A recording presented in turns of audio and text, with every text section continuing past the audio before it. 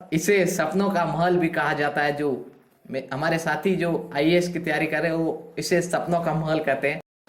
So hello नमस्कार, कैसे हो आप सभी लोग। उम्मीद कर रहा हूँ बहुत ही अच्छे होंगे।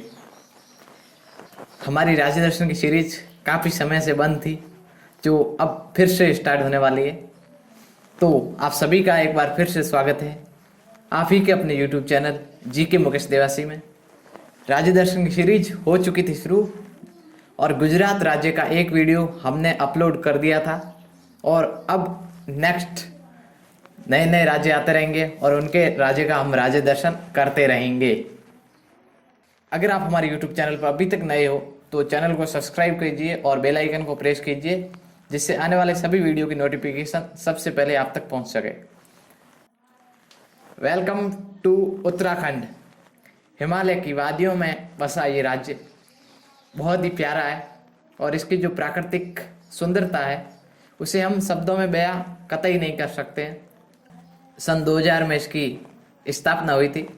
उत्तराखंड राज्य को पहले उत्तरांचल नाम से भी जाना जाता था, और वर्तमान में इस राज्य की दो राजधानियां हैं, एक देहरादून और दूसरी गैरसैंण।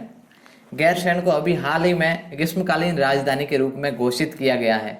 उसके बाद हम देखते हैं कि इस राज्य की जो सीमा है वो किस किस राज्य से साझा होती है, किस देश से साझा होती है। तो इस राज्य की सीमा दो राज्यों से साझा होती है, एक तो उत्तर प्रदेश राज्य से और एक हिमाचल प्रदेश राज्य से। इसके अलावा इसकी अंतर्राष्ट्रीय सीमा नेपाल देश से, और जहाँ की अभी पिछले दिनों में जो काला पानी लिपुलेख जो विवादित स्थान रहे थे वो इसी राज्य में स्थित है। फिर बात करते हैं कि उत्तराखंड के ऐसे कौन कौन से प्रमुख व्यक्तित्व है, ऐसे कौन से प्रमुख व्यक्ति है जिन्हें हमें जानना बहुत जरूरी हो जाता है।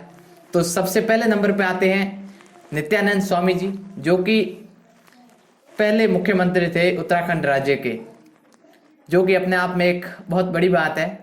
उसके बाद सेकंड नंबर पर बात करते हैं हम कि जीबी पंत, गोविंद वल्लभ पंत। इसे हम सभी ताऊ जी के नाम से जानते हैं, और ये भारत के पूर्व में गृह मंत्री भी रह चुके हैं, और उत्तर प्रदेश राज्य के पहले मुख्यमंत्री ये रहे थे। अब सवाल उठता है कि जब ये उत्तर प्रदेश राज्य के मुख्यमंत्री रहे थे तो हम इन्हें उत्तराखंड में क्यों पढ़ रहे हैं। तो आपकी जानकारी के लिए बता दूं कि इनका जन्म उत्तराखंड में हुआ था, और इन्हें 1957 में भारत रत्न से भी सम्मानित किया गया था। फिर बात करते हैं, तीसरे नंबर पर आते हैं सुमित्रा नंदन पंत, छायावाद के वे प्रमुख कवि।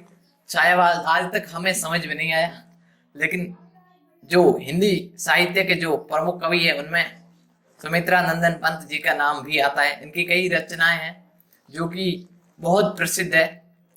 उसके बाद चौथे नंबर पर आते हैं जनरल विपिन रावत, जिन्हें हम सभी जानते हैं, और बेहद ही शानदार जो सेना प्रमुख के रूप में अपना कार्यभार इन्होंने देखा था। उसके बाद अब ये वर्तमान में जो सीडीएस है, चीफ ऑफ डिफेंस स्टाफ है, भारत की जो तीनों सेनाएं हैं उनके first CDS general Vipin Rawat.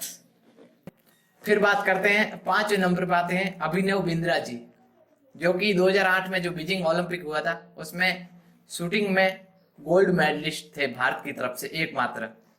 उसके बाद बात करते हैं बचेंद्री पाल, जो कि भारत की ऐसी पहली महिला है जिन्होंने एवरेस्ट फतेह की थी। यह भी जीके में कई बार पूछा जाता है कि ऐसी कौन सी पहली महिला है भारत की जिन्होंने एवरेस्ट फतेह की थी, तो बचेंद्री पाल जी वो है। उसके बाद बात करते हैं कि उत्तराखंड के कुछ ऐसे धार्मिक स्थान जिन्हें हिंदू धर्म में काफी ज्यादा मान्यताएं दी गई है। तो उत्तराखंड में ऐसे 4 प्रमुख धाम हैं। उसमें सबसे पहले आते हैं यमुनोत्री, जहां से यमुना नदी का उद्गम स्थान माना जाता है।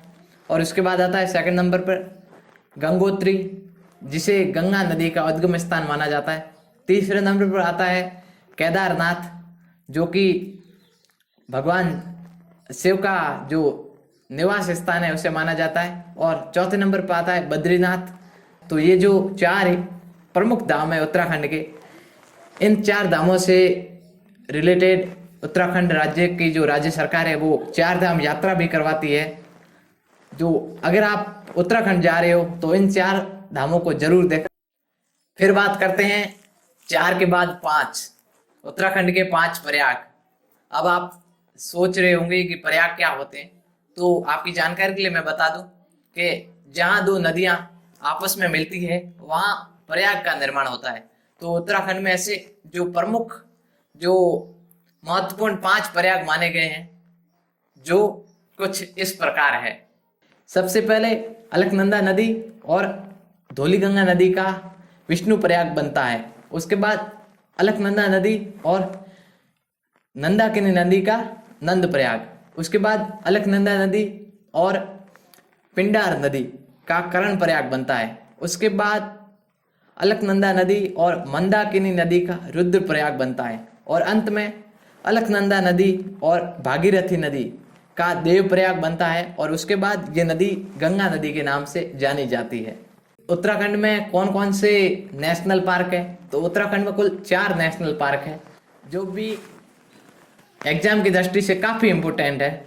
सबसे पहले आता है Jim Corbett national park. Bharat का सबसे पहला जो नेशनल पार्क था वो जिम कॉर्बेट नेशनल पार्क था, और इससे पहले हेली नेशनल पार्क के नाम से भी जाना जाता था। और ये फेमस क्यों है, ये एग्जाम में हर बार पूछा जाता है, और इसका कारण है बंगाल टाइगर। जिम कॉर्बेट में बंगाल टाइगर बहुत ज़्यादा मात्रा में पाए जाते हैं। उसके बाद सेकंड नंबर पर आता है national park Nanda Devi national park, जो कि प्रकृति से घिरा हुआ नेशनल पार्क है और काफ़ी प्रकृति में नेशनल पार्क है, प्राकृतिक। उसके बाद थर्ड नंबर पे आता है राजाजी नेशनल पार्क, और चौथे नंबर पे आता है गंगोत्री नेशनल पार्क, जो कि गंगोत्री धाम के पास ही स्थित है। फिर बात करते हैं हम सब का dream palace LBS-NAA Lal Bahadur Shastri National Administrative Academy Mussoorie में स्थित है। जितने भी IAS अधिकारी होती है उनकी जो ट्रेनिंग सेंटर है वो यहीं स्थित है, और इसे सपनों का महल भी कहा जाता है। जो हमारे साथी जो IAS की तैयारी कर रहे हैं वो इसे सपनों का महल कहते हैं। सबकी ये एक दिली इच्छा होती है कि हम लबासना में जाके पढ़ेंगे। हरिद्वार, हर की पौड़ी हरिद्वार, जो कि हिंदू धर्म की मान्यताओं के अनुसार धार्मिक स्नान के लिए काफ़ी ज़्यादा प्रसिद्ध माना जाता है, और इसे हर की पौड़ी के नाम से भी जानते हैं। और यहाँ की जो गंगा आरती होती है, जो कि पूरे देश और विदेशों में फेमस है, इस गंगा आरती का दर्शन करने के लिए विदेशों से और देश के कई राज्यों से लोग यहाँ आते हैं। फिर बात करते हैं कि जो उत्तराखंड राज्य है उसके कुछ डांसेज है, जो कि उसकी लोक संस्कृति की झलक संपूर्ण देश को देते हैं। तो ऐसे कुछ 5 डांस बताए गए हैं। सबसे पहले जोरा नृत्य, जो कि उत्तराखंड का एक फोल्क डांस है, लोक नृत्य है, और ये जो कुमाऊं क्षेत्र है उत्तराखंड में वहाँ ये प्रचलित है। उसके बाद सेकंड नंबर पर बात करते हैं हम छोलिया नृत्य, जिसे कि उत्तराखंड का जो मार्शल आर्ट माना जाता है, और ये जो अल्मोड़ा क्षेत्र है उसमें ये ज़्यादा पॉपुलर है। आपकी जानकारी के लिए बता दूं कि उत्तराखंड को 2 ऐसे भागों में डिवाइड किया गया है, एक कुमाऊं क्षेत्र और एक गढ़वाल क्षेत्र। उसके बाद तीसरे नंबर पर आता है मुखोटा डांस, जिसमें लोग मुखोटा पहनकर डांस करते हैं। चौथे नंबर पर भोटिया डांस, और 5वें नंबर पर पांडव डांस। ये 5 उत्तराखंड के लोक नृत्य हैं, जिसमें उत्तराखंड की लोक संस्कृति की और जो उनकी रीति रिवाजों की जो झलक है वो हम सबको दिखाई देती है। Thank you so much. Uttarakhand राज्य के जो भी महत्वपूर्ण प्रश्न आते हैं किसी भी कंपटीशन एग्जाम में, गवर्नमेंट जॉब की तैयारी में, UPSC से लेकर सबसे नीचे LDC तक जितने भी स्तर होते हैं, सभी में काफ़ी ज़्यादा मात्रा में उत्तराखंड से संबंधित क्वेश्चंस आते हैं। तो मैंने इस वीडियो में उत्तराखंड से रिलेटेड जितने भी क्वेश्चंस आते हैं उसे कवर करने की कोशिश की, और आगे आने वाले वीडियो में हम और राज्यों के बारे में कंप्लीट राज्य दर्शन की डिटेल जानेंगे। तो उम्मीद करता हूँ कि ये वीडियो आपको बहुत ज़्यादा पसंद आया होगा। अगर ये वीडियो आपको पसंद आया है तो वीडियो को लाइक कर दीजिए, और चैनल को अभी तक सब्सक्राइब नहीं किया है तो चैनल को सब्सक्राइब कीजिए, और अपने दोस्तों के साथ इस ज्ञान को शेयर कीजिए, क्योंकि ज्ञान बांटने से बढ़ता है। जय हिंद, जय भारत।